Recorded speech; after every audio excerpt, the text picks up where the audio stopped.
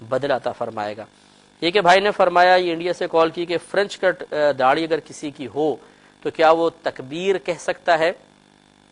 دیکھیے مسئلہ یہ ہے کہ جتنی یہ شعائر اسلام ہیں، جیسے اذان ہے، تکبیر پڑھنا ہے جس کو اقامت بھی کہتے ہیں، یا امامت کرنا ہے، یہ شعائر اسلام کہلاتے ہیں، اسلامی علامات، اور ان کے لیے فقہا کا اصول یہی ہے کہ یہ چونکہ ایک اسلامی ایک نمائندہ ہے، وہ شخص سمجھ لیجئے کہ اسلام کا ایک نمائندہ ہے، تو وہ بالکل اسلامی وضاقتہ کے اعتبار سے ہونا چاہیے۔ لہٰذا اقامت کوشش یہ ہونی چاہیے کہ باشرع آدمی جو مکمل طور پہ اس کی شریعت کے موافق داڑھی ہو وہ اقامت کہے، لیکن بالفرض اگر فرنچ کٹ داڑھی والا یا بالکل بغیر داڑھی والا بھی اقامت کہے گا تو اقامت ادا ہو جائے گی، اگرچہ بہتر یہی ہے کہ باشرع شخص ہی اقامت کہے۔ دوسرے انہوں نے امام کے بارے میں کہا کہ کیا ایسا شخص جو فرنچ کٹ داڑھی رکھے ہوئے ہے کیا وہ امام بن سکتا ہے؟ دیکھیے اگر تو وہاں پر وہ اس شخص کے پیچھے کچھ باشرع لوگ بھی ہیں جو امام بننے کی صلاحیت رکھتے ہیں تو پھر ایسے لوگوں کا تو اس کے پیچھے نماز پڑھنا مکروہ تحریمی ہے، اور ایسے شخص کو باقاعدہ امام بنانا منع ہے۔ باقاعدہ سے مراد مقرر کر دینا، یہ شرعاً ممنوع ہے۔ ہاں بعض اوقات ایسا ہوتا ہے جیسے آفس ہیں، فیکٹریز ہیں، کہ وہاں باقاعدہ کوئی مسجد نہیں ہے، بس نماز کی ایک جگہ بنائی ہوئی ہے، اور کچھ امپلائی آ کے وہاں پر آ کے نماز وغیرہ ادا کر لیتے ہیں، تو جب جمع ہو جاتے ہیں کسی ایک کو کہتے ہیں جی آپ امام بن جائیں۔ اب بالفرض وہاں پہ کوئی مکمل داڑھی والا ہے ہی نہیں، تو بغیر جماعت کے نماز پڑھنے سے اب ایک شخص نماز پڑھا لے، جماعت سے نماز ہو جائے،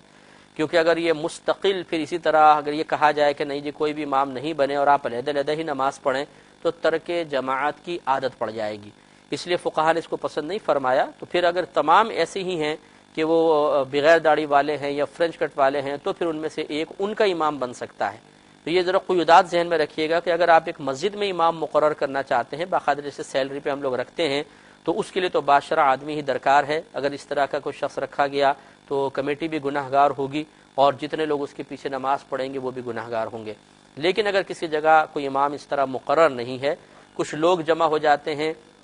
اور اب کسی ایک کو امام بنانا ہے تو سب سے پہلے باشرع کو تلاش کریں، وہ نہ ملے تو پھر اس طرح کا شخص نماز بالکل پڑھا سکتا ہے۔ یہ کہتے ہیں کہ کیا کوئی خاتون یا کوئی مرد اذان سے پہلے نماز ادا کر سکتا ہے کہ نہیں، اور اگر وہ اس کی عادت بنا لے تو کیا حکم شرع ہوگا؟ دیکھیں مرد کے لیے تو حکم یہی ہے کہ وہ مسجد میں جا کر باجماعت نماز ادا کرے، تو پھر اذان سے پہلے وہ کیوں پڑھے؟ وہ پہلے اذان ہونے دے پھر باقاعدہ مسجد میں جا کے پڑھے۔ ہاں اگر وہ یہ مرد کے بارے میں یہ پوچھنا چاہیں کہ ابھی اذان نہیں ہوئی جیسے ظہر کی اور ٹائم ہو گیا ہے، وہ اذان کیا ظہر کی سنت ادا کر لے پہلے پھر اذان ہوئی بعد میں جا کے فرض پڑھ لے، تو ایسا نہ کرے، بلکہ پہلے اذان کا انتظار کریں پھر سنن نوافل وغیرہ پڑھیں اور پھر فرائض وغیرہ ادا کریں۔ تو مرد کے لیے تو یہ حکم ضروری ہے۔ اچھا بہنوں کے لیے مسئلہ یہ ہے، خواتین کے لیے، کہ ان کے لیے افضل اور مستحب یہ ہے کہ پہلے اذان ہو جانے دیں اس کے بعد نماز پڑھیں۔ لیکن اگر کسی بہن کی کوئی مجبوری ہے، جیسے بچوں کا مسئلہ ہوتا ہے، بعض اوقات کھانا وغیرہ بنانا ہے، کام زیادہ ہے، اگر وقت ہو چکا ہے، کیونکہ دیکھیں اذان جو دی جاتی ہے وہ عموماً ایسا ہوتا ہے کہ نماز کا وقت شروع ہو جاتا ہے، اس کے کچھ 10 منٹ بعد 5 منٹ بعد اذان دی جاتی ہے۔ مغرب کی تو فوراً متصل دے دیتے ہیں، ورنہ اکثر جو ہے جیسے ظہر کا وقت شروع ہو جائے گا اذان ہوگی آدھے گھنٹے بعد، عصر کا وقت شروع ہو جائے گا اذان ہوتی ہے 15 منٹ بعد، تو یہ کیونکہ جماعت کے اوقات مخصوص ہوتے ہیں اس سے 15 منٹ پہلے اذان دی جاتی ہے، تو اس میں پھر بہنوں کو اس بات کے انتظار کی کوئی حاجت نہیں ہے کہ پہلے اذان ہو جائے اس کے بعد ہی ہم نماز پڑھیں، یعنی ان بہنوں کے لیے جن کو کام زیادہ ہے، ورنہ کوشش یہ کرنی چاہیے کہ اذان کے بعد ہی نماز ادا کریں۔